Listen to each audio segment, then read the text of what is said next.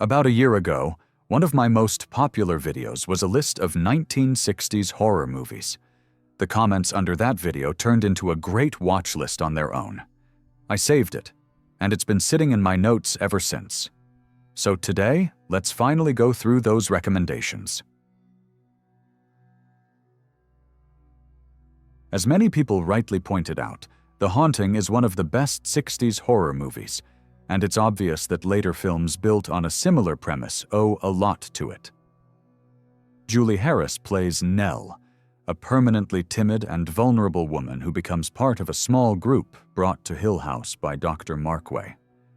His goal is to find proof of supernatural activity, and the film opens with a chilling prologue where he calmly describes the house's long history of mysterious and deadly events. It sets the tone immediately. Director Robert Wise almost never shows anything directly. Instead, the supernatural presence is suggested through creaking floorboards, slamming doors, and strange sounds in the dark. We get a door bending under pressure, a doorknob turning on its own, a few loud thuds, and that's pretty much it. But that restraint is exactly what makes the film so terrifying. In Planet of the Vampires, two large spaceships crash land on the unexplored planet Aura. The surviving crew members, played by Barry Sullivan and Norma Bengal, soon realize they're under attack by disembodied alien entities that can possess the bodies of the dead. Former crewmates turn into something else entirely, and escaping the planet becomes the only real objective.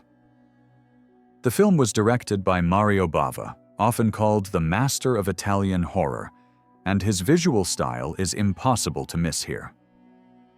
Planet of the Vampires is often suggested by critics as an influence on Alien and Prometheus, especially in terms of visual design and story ideas. Eye of the Devil, directed by J. Lee Thompson, stands out partly because of its cast, with Deborah Kerr, David Niven, Sharon Tate, David Hemmings, and Donald Pleasance on screen. It already feels like something special. And thankfully, the story is strong enough to match the performances. David Niven plays a wealthy landowner who's called back to one of his estates, where a vineyard has been mysteriously failing. He's secretive about the trip and refuses to bring his wife along, avoiding any discussion about the family history tied to the property.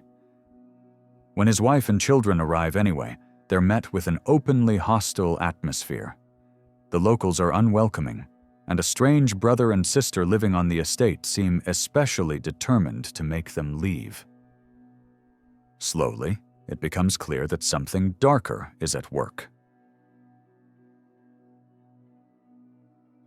When Peeping Tom was released in 1960, it was met with absolute scorn from British critics and dismissed by American audiences as a cheap psycho cash-in. But the film really isn't that at all, and it deserves far more credit than it got at the time. The story follows Mark Lewis, a movie cameraman with a deeply disturbing compulsion. After years of so-called scientific experiments by his father, focused on studying fear, Mark becomes obsessed with capturing fear on film, and he starts murdering women in order to do it. The backlash focused almost entirely on the film being labeled obscene and voyeuristic, and that reaction ended up overshadowing just how important Peeping Tom was for horror cinema. As Scream 4 later pointed out, this was one of the first films to show a murder from the killer's point of view, something that would later become a standard feature of the slasher genre. Ironically, audiences were far more forgiving toward Hitchcock's Psycho, despite the similar themes. Peeping Tom was left behind, dismissed as schlock, even though it was ahead of its time, meticulously made, and far more daring than it was given credit for.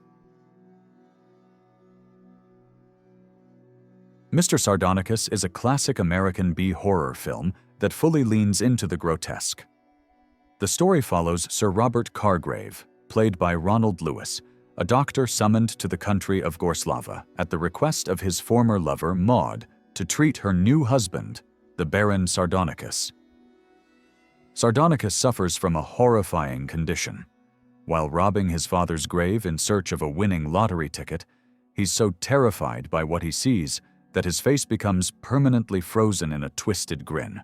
Cargrave is brought in because of his experience with paralysis, and Sardonicus hopes he can be cured. But it quickly becomes clear that Sardonicus is no innocent victim.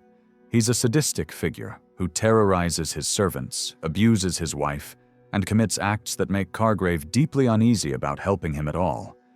The film doesn't rush to excuse him, but it does give him just enough backstory to make the situation feel unsettling rather than simple. The Innocents is set at a Gothic country estate in England, where Miss Giddens, played by Deborah Kerr, is hired to look after two young children while their uncle remains absent. Very little is ever shown directly, but a lot is implied, and Miss Giddens gradually becomes convinced that the children are being influenced, or possibly possessed, by the spirits of the estate's former governess and valet. A huge part of the film's power comes from how it looks. Director Jack Clayton and cinematographer Freddie Francis create tension through deep focus and subtle lighting, and the use of dissolves and crossfades adds to the dreamlike, unsettling mood. It often feels like we're trapped inside the mind of someone who may or may not be losing their grip on reality. Hour of the Wolf is one of Ingmar Bergman's most intense and unsettling films. It's a deeply personal kind of horror, rooted in paranoia instead of anything supernatural. The story follows Johann, an artist, and his pregnant wife Alma, played by Max von Sydow and Liv Ullmann, as they move to a remote island so Johann can work in solitude. Instead of peace, the isolation starts to take its toll. Johann becomes haunted by disturbing visions, strange figures, and memories of past lovers, and his mental state begins to unravel. Alma is left trying to hold everything together, managing her husband's breakdown while struggling to protect her own sanity. Eyes Without a Face follows a doctor whose experiments have crossed a moral line, and the person at the center of them is his own daughter. After causing a car accident that leaves her face disfigured, the father is overwhelmed by guilt. He becomes obsessed with the idea of making her beautiful again through a face transplant, and that obsession quickly turns into a series of experiments on innocent victims. The film looks closely at the doctor's supposedly good intentions and how destructive they really are. His daughter slowly realizes that she's valued less as a child and more as an experiment, trapped in a situation she can't escape.